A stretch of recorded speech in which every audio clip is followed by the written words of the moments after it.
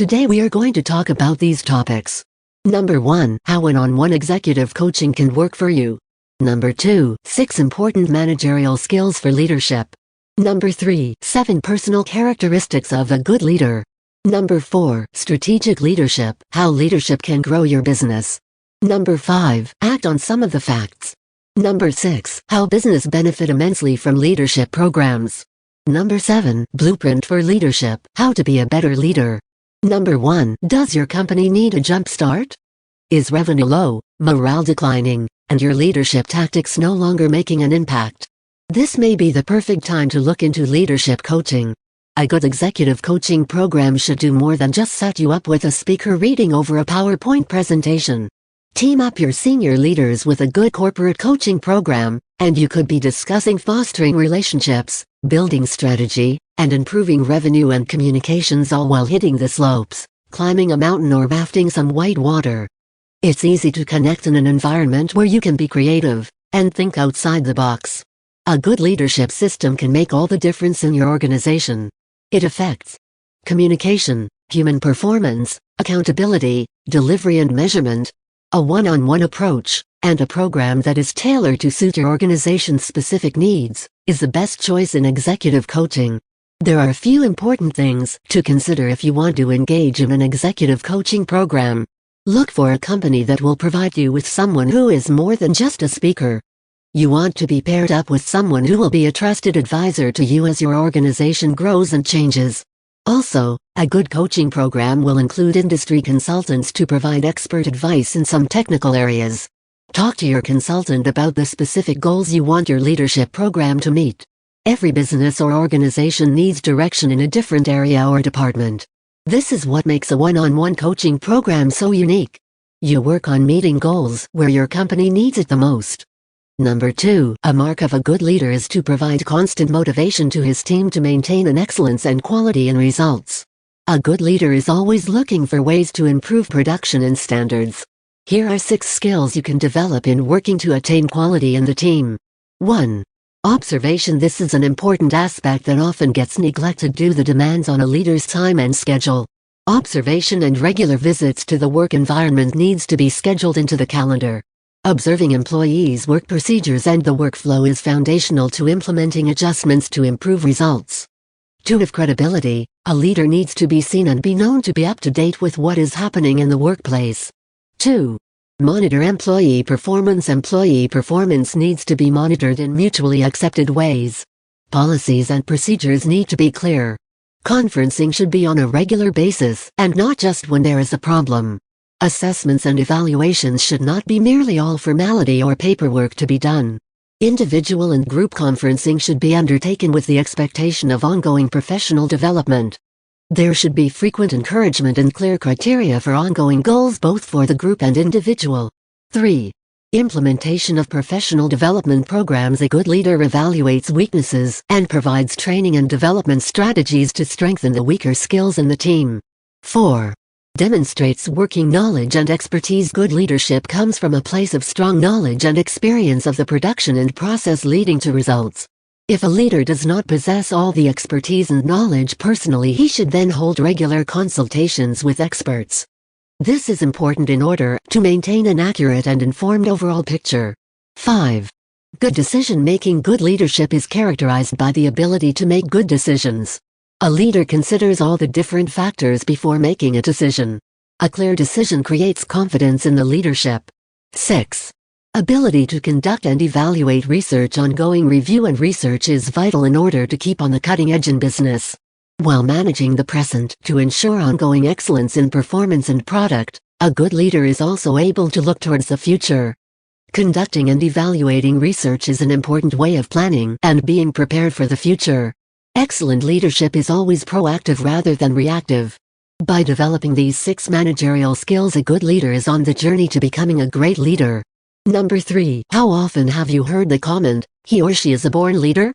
There are certain characteristics found in some people that seem to naturally put them in a position where they're looked up to as a leader.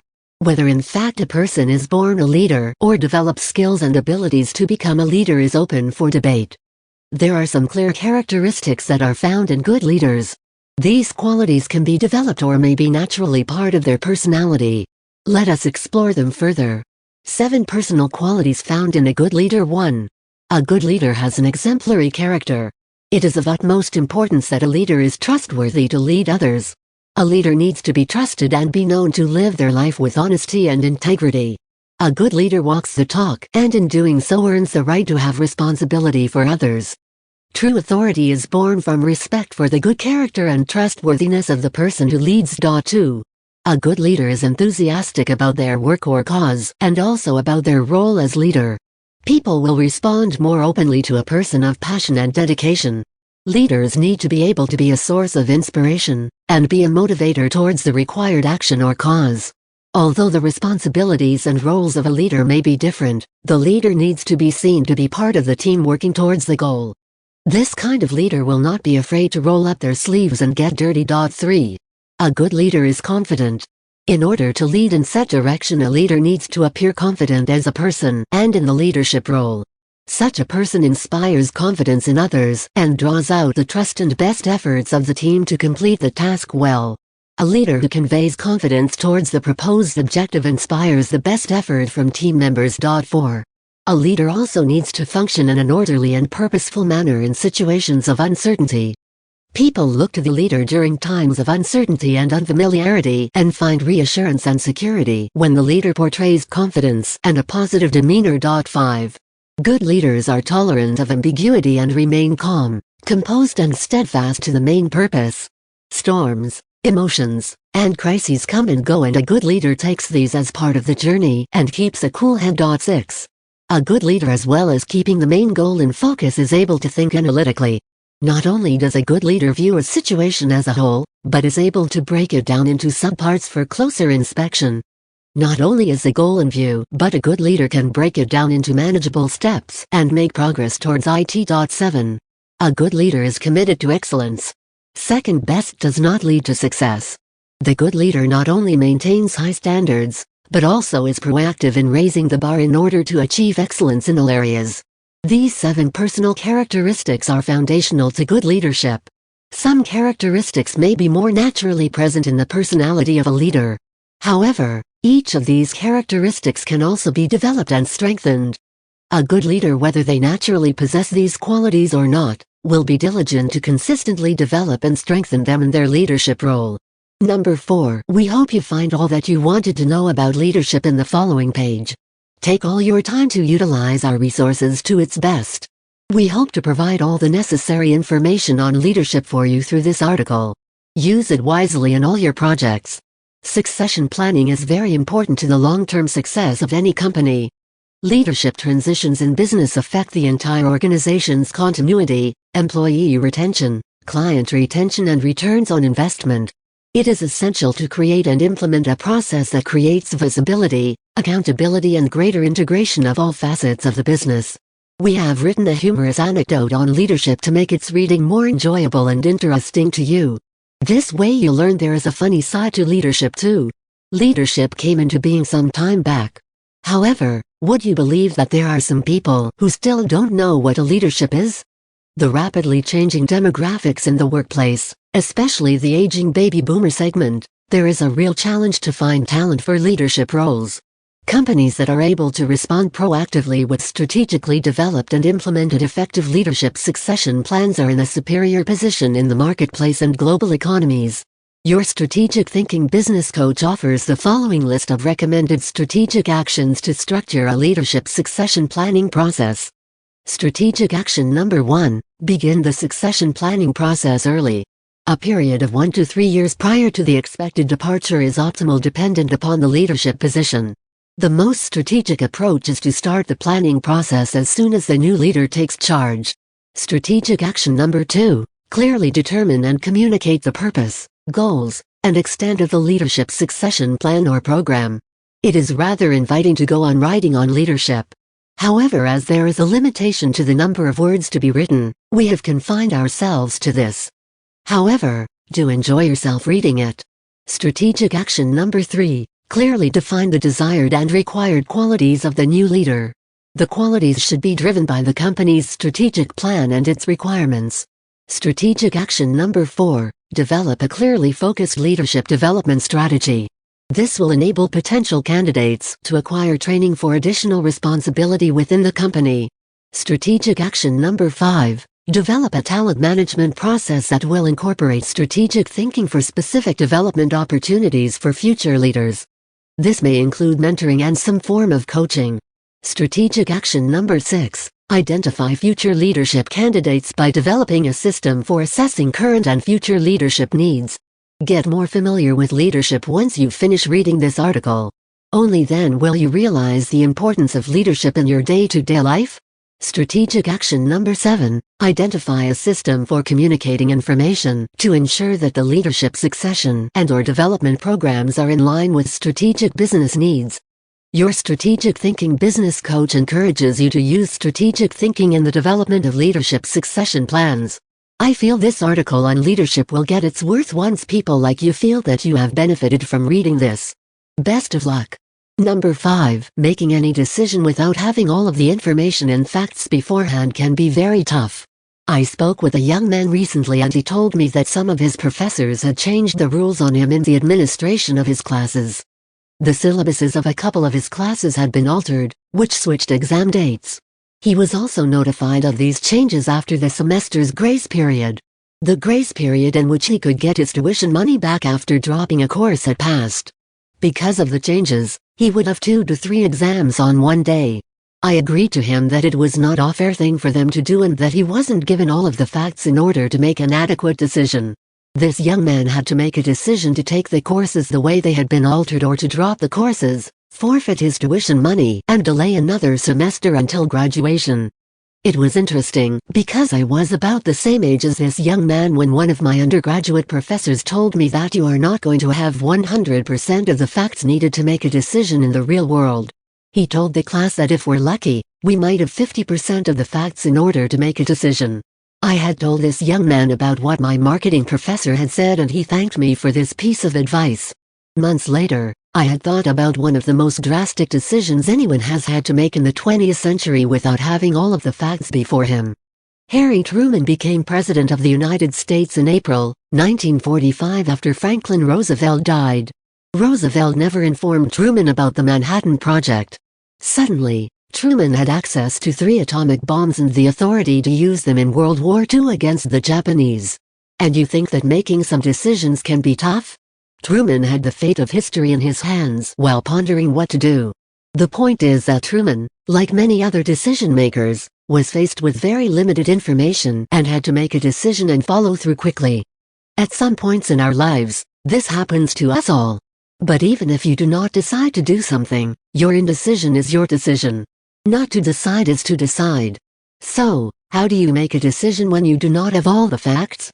Follow this process. 1. Review the facts that you do have. Truman had access to 3 atomic bombs. Each bomb had enough power to destroy an entire city. 2. Analyze your facts. Truman witnessed the testing of one of the atomic bombs in the desert and was made more aware of the actual intensity of the bomb. 3. Analyze how your facts will affect your future decisions. Truman was given an estimate about the number of American soldiers that might perish in another major battle with Japan. Truman's option was that the atomic bomb could be used in lieu of attacking a Japanese city and would avoid excessive American casualties. 4. Take action. Truman ordered that the remaining 2 atomic bombs be used against the Japanese on Hiroshima and Nagasaki. Using both bombs in battle ultimately ended World War II quicker and avoided additional American casualties. Great decision-makers, like Truman, act when necessary and take full responsibility for their actions. Although the outcome may or may not have been what Truman had planned, a decision was carried out. If Truman did not make a decision, the war would have lingered and more American lives would have been lost. Although the decision may not have been a popular decision at the time, Truman knew it had to be made. None of us have crystal balls and have access to future information and events. Truman was no different. Although we don't know the exact outcome of a decision, we can take conscious action and make a decision. If we don't decide, someone or something will decide for us. We decide by decision or indecision. Which one will you choose? Number 6. If you are planning to build an admirable career, maybe you should go through some basic training. Nowadays, There are actual acknowledged administration programs actually developed. Leadership programs will advise you to access some actual all-important skills. Administration programs will accord you the bare ability to accomplish the best both in your career as well as in your life. Leadership programs will be the management training affairs you are attractive for. As well as acceptable able training, they will advise you accretion aplomb and self-respect, things that are actual accessible in your clandestine life. These programs are assuredly a actual able way to accretion the assurances that you will charge to be accessible for affluent career and life. I perceive from acquaintance that a leadership programs can calmly advance and absolute a being, because I accept been teaching administration courses for years. If you go to a leadership programs with the appropriate attitude, assured that you admiration success, you will become altogether afflicted person. Naturally, there are bodies who claiming the call of the administration programs. The success of the administration programs depends usually on the way they are taught. As bodies who advise administration programs are different, as altered are the profits you can booty from administration programs. From adolescent bodies to older, all of them accomplish the best use of any blazon of administration programs. You can accept amid about altered administration programs, although about all of them accept some axiological elements in common. One of the key apparatus of all leadership programs is that they are aiming to body up abilities to assignment in a team. Some leadership programs alike access this architecture of team working abilities as the centermost of the accomplished administration program. As an example, I will acquaint you that I accept heard about administration programs which center most on the accomplishing of concrete tasks as appropriation every affiliate of the accumulation over a wall. Of course, the point of this is not to accretion beef accumulation but to apprentice how to assignment as a team.